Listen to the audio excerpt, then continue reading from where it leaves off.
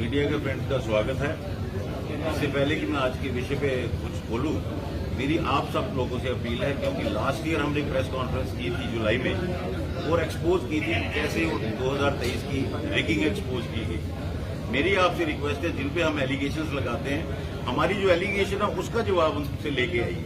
वो एलिगेशन पे कुछ नहीं बोलते, मुद्दे से हट के बातें करते हैं, तो इसलिए मेंबर तक सही बात पब्लिक तक नहीं पहुंचती। तो मेरा आपसे हाथ जोड़ के रिक्वेस्ट है, आप बिल्कुल जो सटीक हमारी एलिगेशंस हैं उन पे उनसे पूछें। हमने लास्ट ईयर 4 चीजें अहम प्रूफ की जो 23 की इलेक्शन में हुई, जो हम नहीं कह रहे। ये लेटर इलेक्शन प्रेसिडेंट की तरफ से रिप्लाई आया था एलिगेशंस का। इसमें ये लिखते हैं कि सीसीटीवी फुटेज नहीं है क्योंकि हम बिल नहीं बनाना चाहते थे। आप सबको मालूम है CCTV footage free of cost होती है।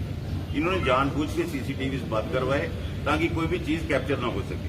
दूसरी मेन चीज इसमें थी, पहले इन्होंने बोला मार्कर से वोट पड़ेंगे, उसके बाद तमाम किस्म के पेन्स चले, जो एक वायलेशन है। तीसरी चीज, इन्होंने अपने कंटेस्टेंट्स के रिश्तेदार और अपने दोस्तों को ही पोलिंग एजेंट्स और काउंटिंग एजेंट्स बनाया। और उसके बाद इन्होंने 10 आदमी इन वायलेशन ऑफ कॉन्स्टिट्यूशन, जो इन्फ्लुएंशियल मेंबर्स हैं other than election team, constitution को वायलेट करते हुए उनको पोलिंग हॉल में उठा दिया, तो इन्फ्लुएंस वोटर। तो ये चारों चीजें साबित करती हैं कि पोल्स रिग हुए। हम कोर्ट में अपनी संस्था को नहीं लेके जाते हैं। श्री राम साय के टाइम भी यही मेरे ऑपोजिशन वाले कोर्ट में गए थे और 2020 में भी ये कोर्ट में गए थे। लेकिन मैं इस सब चीजों को पहले तो रजिस्ट्रार ऑफ सोसाइटीज के ऑफिस में दे चुका हूं, क्योंकि वो कस्टोडियन है ऑल दी सोसाइटीज के, और चैम्बर का कॉन्स्टिट्यूशन जो है रजिस्टर्ड है। चौंका देने वाली बात है कि 3 नोटिस देने के बाद भी रजिस्ट्रार ऑफ सोसाइटीज को चैम्बर की तरफ से एक भी जवाब नहीं आया कि उन्होंने बोला आप अपनी एग्जेक्टिव की लिस्ट दें और बाकी जो डिटेल्स हमने मांगी थी। जब एग्जेक्टिव कमेटी ही नहीं है, that means chamber of commerce को इलीगली चलाया जा रहा है।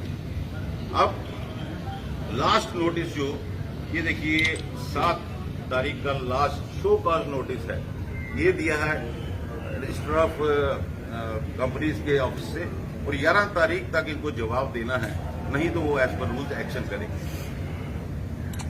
कुछ अफवाहें फैलाई जा रही हैं कि हम ये लिख रहे हैं वो लिख रहे हैं। लिखना हमारा फर्ज है, क्योंकि संस्था को हमको बचाना है। क्योंकि मैं आपको पुराना उदाहरण दूं, 2014 में मैं आया तो मैंने देखा ये तो 20 साल का किराया भी नहीं दिया इन्होंने जेडीए को, असल पेमेंट नहीं दी, 47 लाख रुपए इंटरेस्ट चढ़ गया। तो इनकी जो इस टाइप की बातें हैं, इससे संस्था का बहुत नुकसान होता है और हर मेंबर को इस चीज का लॉस होता है। उसी को देखते हुए हम सिर्फ इंश्योर करना चाहते हैं। अब इन्होंने इलीगली दोबारा उसी प्रेसिडेंट को नॉमिनेट कर दिया, और मैं आउटगोइंग प्रेसिडेंट अरुण गुप्ता को वार्निंग भी दे रहा हूं।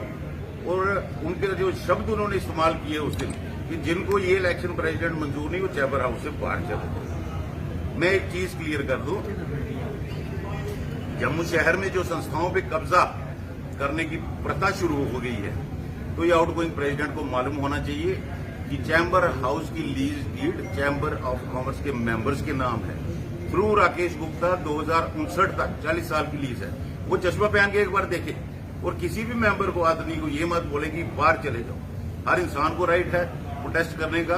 और ऐसा क्या है कि सिर्फ उसी प्रेसिडेंट को दोबारा लाना जिसके ऊपर इतनी एलिगेशंस लगी, ये एक और सबूत है। रजिस्ट्रार ऑफ सोसाइटीज में इन्होंने देनी थी अपनी general body with 7 minimum members, 6 तो ऑफिस बेरर है, उसके नीचे 7वां फिर वही इलेक्शन प्रेसिडेंट शिव प्रताप गुप्ता।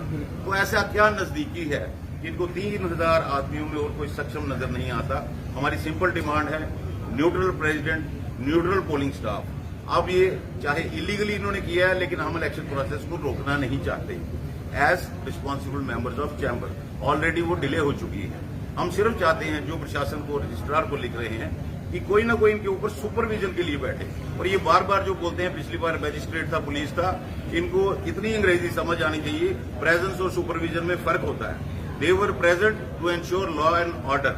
वो इंटरफियर नहीं कर सकते थे कि प्रोसेस भी क्या हो रहा है। और हमारी ये पुरजोर कोशिश जारी है कि हमें प्रशासन से कोई ना कोई इंसान चाहिए जो ऊपर सुपरवाइज करे, ताकि इलेक्शन फेयर हो। हमारी ऐसी कोई मंशा नहीं है कि हम किसी का नुकसान करें। ये तोड़ मोड़ के लफ्ज बोलते हैं, क्यों कंप्लाई नहीं करेंगे तो रजिस्ट्रेशन पे तो सवाली निशान लगेंगे। Societies act over rules constitution of the chamber act. तो इन सब चीजों को मद्देनजर रखते हुए मैं आपके माध्यम से एलजी प्रशासन को भी अपील कर रहा हूं और तमाम अपने मेंबर्स को भी अपील कर रहा हूं कि आप बातों को समझिए, इनकी झूठी बातों में मत आइए, इनका झूठ का पटारा